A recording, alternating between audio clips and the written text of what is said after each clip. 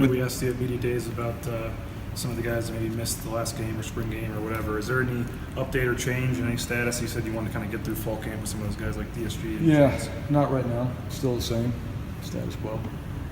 You mentioned the special teams, and I was asking, Red and Darren Lee about it.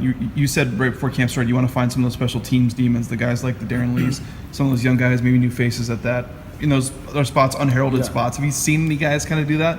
Yeah, and to define the special teams demon, I don't mean just a guy that plays special teams. I want our starters to be on special teams or fighting for a position. And that's what I meant. Darren Lee plays linebacker and is a very good special teams player for us too. But Jeremy McNichols, Sed Wilson, those guys are on special teams as well. So, yeah, you play offense or defense, that's great. Your gift to the team is on special teams. Who's doing that? Who's giving that back? That's really what we wanted to see. I think we've done that. I think the mentality, because we've had guys, not starters all the time, but we've had starters on service teams out there helping. To me, that says that we're making the right progress in special teams. It's important, and that's really what we want, because when we do that, Jeremy McNichols might be a special teams demon at returner if he does it properly and the mindset's right. With a kicker and punter that are both seniors and kind of returning starters like that, what does that do for coaching staff, for you to not really have to worry about battles at those two spots and kind of know you got some proven guys there and know what you're going to get? Yeah, well, it's been good. They've been consistent too, and the maturity of both of them. They push themselves out there. They don't do the same amount in practice that everybody else does, but when they do it, they've executed well. And I think I'll say this: Joel Velasquez, he's no slouch. He's walked in here now, and we had a little competition day on field goals, and it was 3 for 3. We could have went all day. And so he's pushing as well, and he goes out there and hits the punt. I think the level of competition went up too when Joel walked in here. So to me, the focus of that group's been very good. Coda is a guy that has snapped very well and has done a great job. And you guys all saw the Kellen Burr scholarship. We put Matt Coda on scholarship as well, and he's earned that, certainly through his hard work. A guy that's worked jobs, has done a great job in school, and now has been out there, been very consistent snapping the ball. So there's another guy right there. I think just his level too, for Sean in particular, has really helped Sean be consistent as a punter. So did Matt have a fan right to him too then? We played a little game. We go in there and play a little name game with the ball, and so Brad Larondo and I, we went around there and passed the ball around a couple of times. I handed it to Coda, and had Brad Larondo stand up and asked him if he knew who that was, and he's Brad Larondo, and Brad said, "That's Matt Coda," and Matt Coda's on scholarship. So it was a good moment in the team room, and those guys, guys on our team, they understand that and how important that is. They also know that Matt Coda's worked at Cabela's for I don't know how long, and we're always talking about him putting on weight, but the guy's going to school, grinding here, and then having to go to a job for how many hours a day, and there's not very many guys on our team that's ever had that schedule. So I think those guys appreciate that a whole lot. So they'll be coming to an all-access video to your Twitter account soon, probably? Yeah, I don't know. I haven't even seen the video of it. Sometimes there's not always video for it. That was one that. When was that? Thursday. Okay. Yeah, it was Thursday.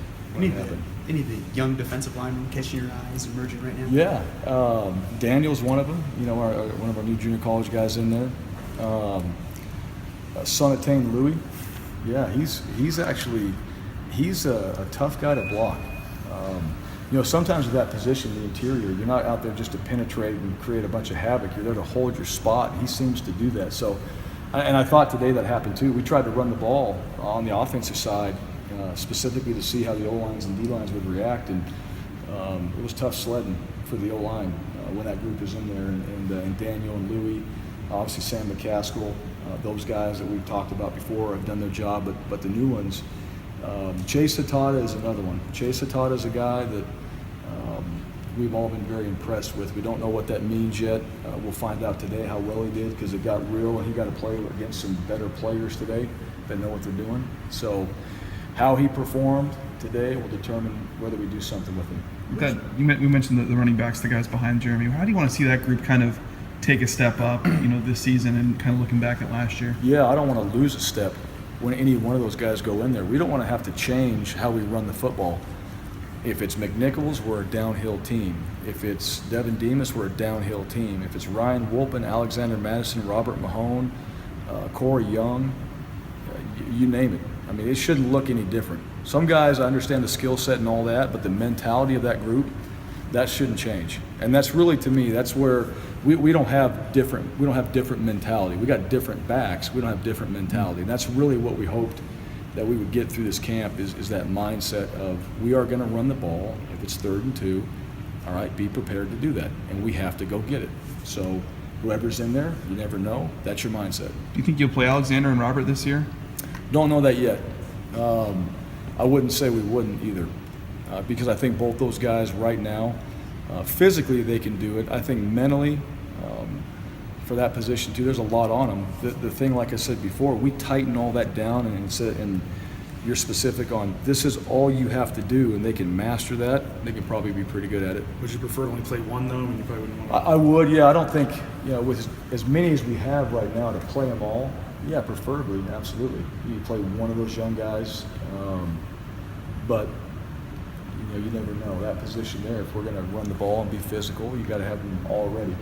You've been watching tape already of ULL, I guess. Yeah.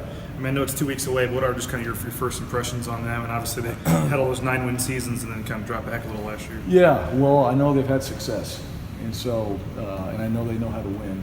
Obviously, coaching against Hudspeth a couple times, he does a very good job there. Player-wise, they got some new faces. They got some new junior college players out there we don't know that much about. Structure-wise, there's a little bit of change in there, so you try to figure out as much as you can. But they're going to play extremely hard. The environment's going to be loud. It's going to be hot, and we're going to be on the road first game of the year. We got to be able to handle that, and knowing that these guys are going to bring it, and I think our guys will too. They're going to be ready to go out there and play, but certainly expect a physical football team, and so I think that's been the mindset of where we're coming from right now. Just your thoughts on what they're going through down there with all the floods and where real life kind of takes a forefront to football.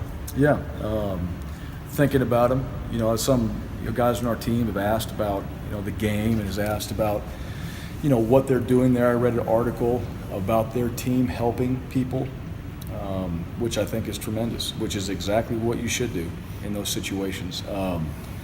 So, yeah, I mean, we feel for them. Certainly hope that everybody stays safe. I know our guys have as well, so it hasn't been about just going down there and just for a game. They've thought about that environment there. We've had people on this team from there. And so, you're right, real life takes over. And that's one of the things, too. When you're in fall camp and you're together the whole entire time, it's not just football. You're talking about life. Those things get brought up. And you have guest speakers coming here, too, and they give you that touch to the real world of what's going on, because you can lose that very easily day after day doing the same routine. And we certainly haven't done that, but our thoughts are with them, and I know our guys are thinking about them as well, and they're also preparing themselves to go play. I think I know the answer to this, but I got to ask anyway. Since we talked last, the letter came out from Bob Custra to the Big 12. I mean, you guys released that, at least that you're at least interested in that. I guess I know you're focused on the game and stuff, but have you had any conversations with Kurt or Dr. Custra, and just what are your overall thoughts? At least it's public now that you guys are taking a stab at it. Yeah, very little. It's really been it's been a presidential conversation. None of that. Obviously, I know what's going on, and the document they use. There's great stuff in there, stuff that we'll use in recruiting and all that, obviously, because that's important to our university. But as far as the trickle down, none of that's really come my way. And we'll go back to control what you can control. And really, at this point right now, it's preparing these guys to go play, and whatever happens. That hasn't been the main focus, not for me, but I know that certainly, Kurt and Dr. Custra, they're working with that, and whatever the next steps are, they'll involve me whenever they need to involve me, I'm sure, at that point. Do they ask your opinion, though, or anything? Or? They do, because I was there. I happened to, I was at Texas, so I knew about the Big 12. Not my opinion, and more of, some just advice. Tell us a little bit and all that, but really very little. They got to handle it. They know what they're doing. So I haven't really meddled too much in that and just let them do their job and see what happens.